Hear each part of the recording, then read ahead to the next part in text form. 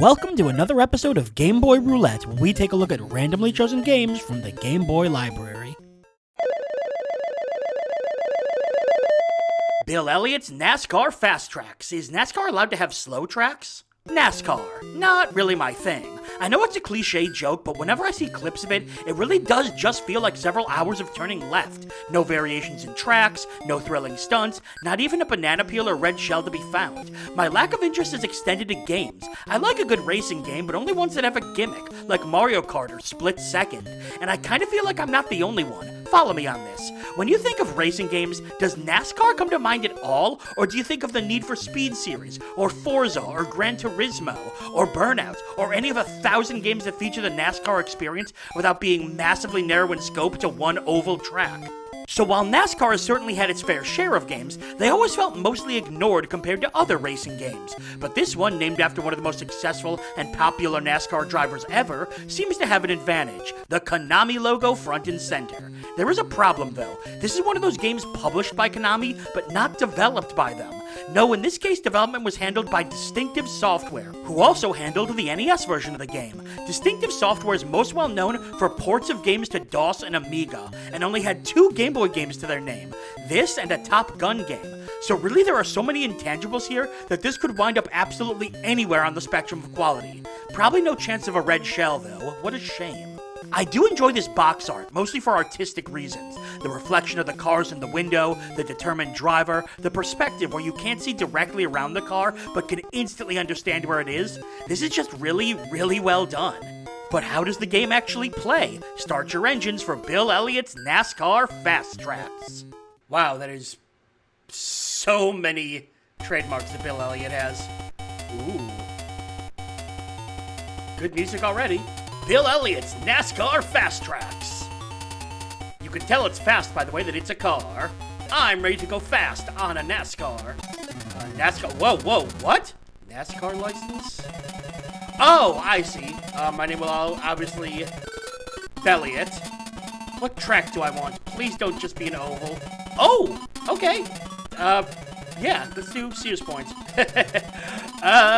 You know what? I'm sure one of these cars is better. Oh, that was cool. Qualifying, no. I don't need to practice. I'm a master of this game. Let's do it. Okay, this music is starting to get to me a little bit. I have 38 degrees of that. I have 3.23 shurikens. My wheels are 2.75 inches. Good. There's no way this is... Whoa, what? Wait a sec. Am I playing? I'm not pressing anything right now. Okay, I do have to turn the wheel. If I hold A, I go faster. B slows me down.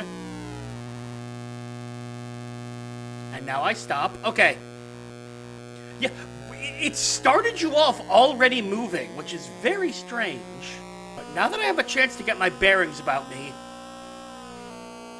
graphically, this is incredibly impressive.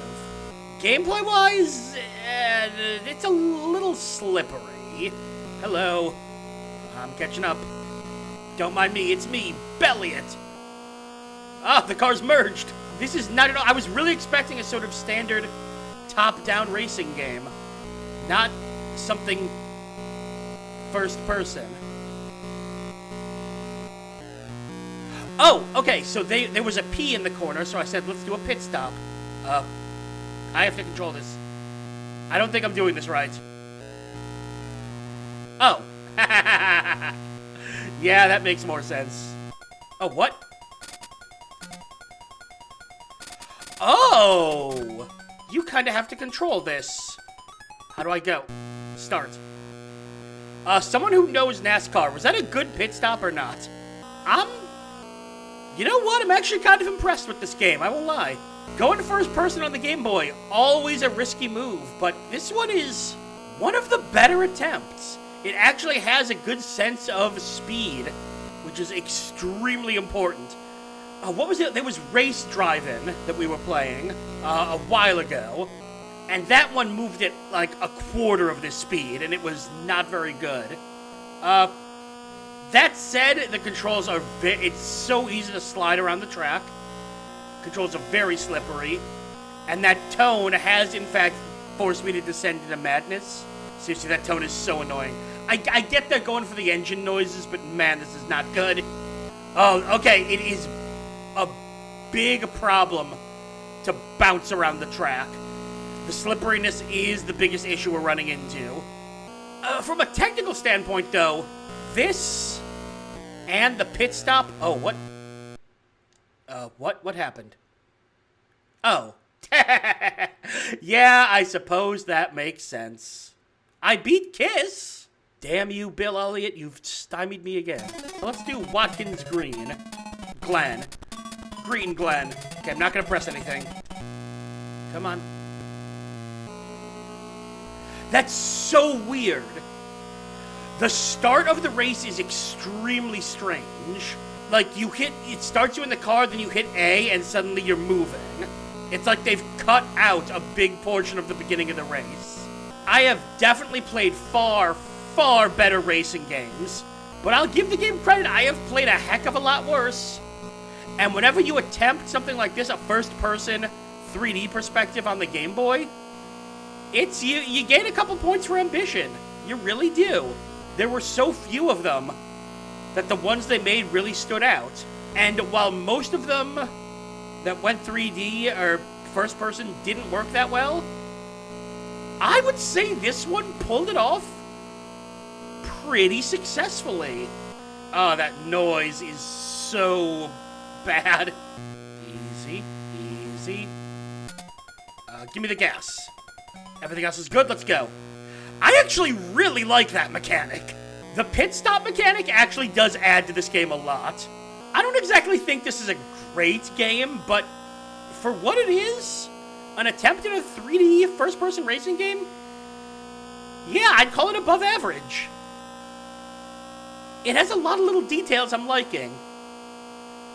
I just wish it wasn't all taking place on the ice track.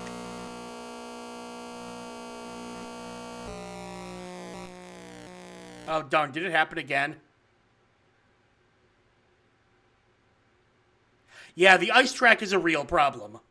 Wow, that Bill Elliott sure shoots for the stars with his games, huh? I have some pretty complex feelings about this game, which makes sense because making a first-person 3D adjacent game on the Game Boy always adds several layers of complexity. First and foremost, the game has to run well, because otherwise you end up with a stuttering mess. And to its credit, NASCAR Fast Tracks actually did run well. There was a sense of speed and flow that I hadn't seen in games like this on the Game Boy before, especially with so much happening on the screen and so many other racers. There were other positives too, like the nice variety of tracks and customization, or the fun little pit stop minigame. Just little things that elevated the experience beyond the novelty of it being first person. However, the game also had a bunch of problems that held it back from being truly great. As I mentioned, the whole game felt like it was on ice physics, which are the worst kind of physics that a racing game should have, especially one where you don't get to see as much of the track and your surroundings. There was also the issue with sound. I get they're trying to replicate the noise of an engine, but with the limited sound capabilities, it was incredibly grating. And it also seemed pretty easy to crash and end the race early. In both my race attempts, I was unable to finish because of that. It's like the game focused so much on making sure the 3D and first person worked that they neglected to fix up the few things that could have made it far more memorable. So, weighing everything up, I do think I give this game a mild recommendation. Yes, it's got some issues with gameplay, but their attempts at first person in 3D actually worked. So I'd say it's worth trying, just to see the spectacle of it. But maybe next time NASCAR should just stick with 2D. I mean, come on, they haven't even figured out that you can turn right yet. And that's all for another episode of Game Boy Roulette. Make sure to like the video, comment, and subscribe to follow the series as we continue to dig through the Game Boy vault. I'm Brian J, and I'll see you next time.